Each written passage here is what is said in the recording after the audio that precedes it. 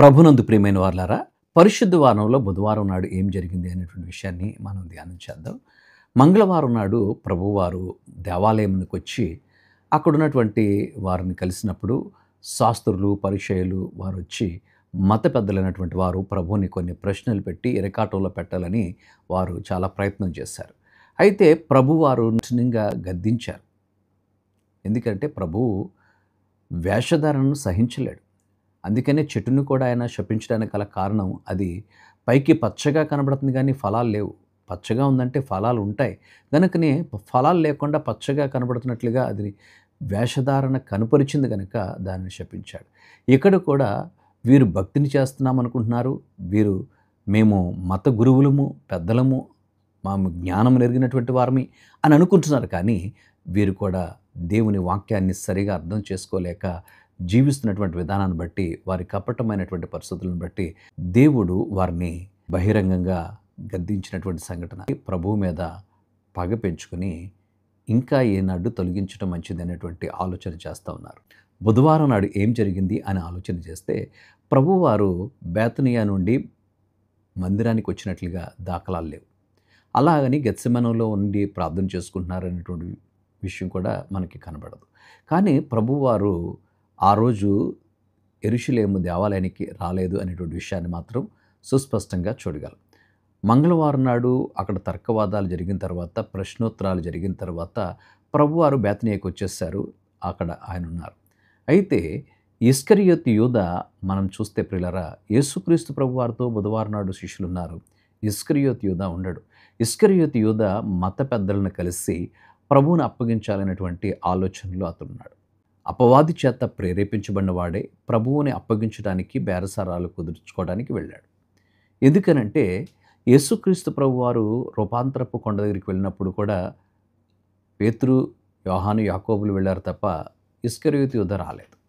అలాగే యాయీరు కుమార్తెను ప్రభు స్వస్థపరచడానికి వెళ్ళినప్పుడు కూడా ఇస్కరియోతు యూదాను తీసుకుని వెళ్ళలేదు. ఇస్కరియోతు యూదా అనేటువంటి వాడు ఇస్కరియోతు ప్రాంతానికి చెందినటువంటి వాడు కనుక ఇతడు గలిలయ ప్రాంతానికి చెందినవాడు కాదు అనేటువంటి విషయాన్ని కూడా అర్థమవుతుంది. ఇతని ఆలోచన ఏంటి? యేసుక్రీస్తు ప్రభువారు జయోత్సాహంతో యెరూషలేము పట్టణాన్ని సందర్శించినప్పుడు ఆ మట్టలాదివారం నాడు ఈయన రాజుగా ప్రభువుగా ప్రతిష్ఠించిన తర్వాత ఈయన రాజ్యాన్ని గురించినటువంటి విషయాలు, ఆ పొలిటికల్ యొక్క ఎజెండాని ఆయన చెబుతాడు. దాంట్లో మనకు ఒక పదవి వస్తుంది అని అనుకున్నాడు. ప్రభువుకి కిరీటం పెడతాడు. ప్రభువు అంగీకరించడు. అయితే ఇవన్నీ కూడా మనసులో పెట్టుకుని ఇతని దగ్గరికి వచ్చాను కానీ నాకేమి కూడా లాభం కలగలేదనేటువంటి ఆలోచనతో అతడు ముందుకు వెళ్ళిపోతాడు. మీరు చూడండి, కుష్ఠరోగి అయినటువంటి సీమోను ఇంట కూర్చున్నప్పుడు కూడా మరియ వచ్చి పాదాలకు అత్తరు పూస్తుంటే ఇంత విలువైనటువంటి అత్తరుని ఈమె పాదాలకు పూస్తుంది అని చెప్పి తను సణుక్కుంటాడు. ఈ ధనాన్ని పేదలకు పంచొచ్చు కదా అని. ఇతని దగ్గర సొమ్ము సంచి ఉంది కానీ అది ఎప్పటికప్పుడు పేదలకు పంచడం, మీటింగ్లో దేవుడు భోజనాలు పెట్టనంటే వాటికి ఖర్చు పెట్టడం అయిపోతూ ఉంది. దాని నిండా డబ్బులు కనబడలేదు దీనికి. ఈ రీతిగా రకరకాలైనటువంటి పరిస్థితులతో ఇతని ఆలోచన మధ్య నుండి అపవాదికి తన హృదయాన్ని అప్పగించుకుని దేవునిని అప్పగించడానికి బేరసారాలు కుదుర్చుకున్నట్లుగా మనం చూస్తూ ఉన్నాం.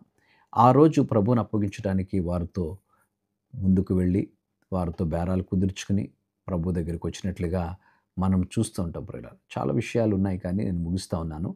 అయితే ఇక్కడ మనం గమనిస్తే ప్రభు వారిని ఆ రోజు అప్పగించడానికి మత పెద్దలైన వారితో కలిసి ఇస్కరియోతు యూదా అతడు పన్నాగము పడినట్లుగా మనం చూస్తున్నాం. అతని జీవితంలో అనుకున్నవి జరగలేదని.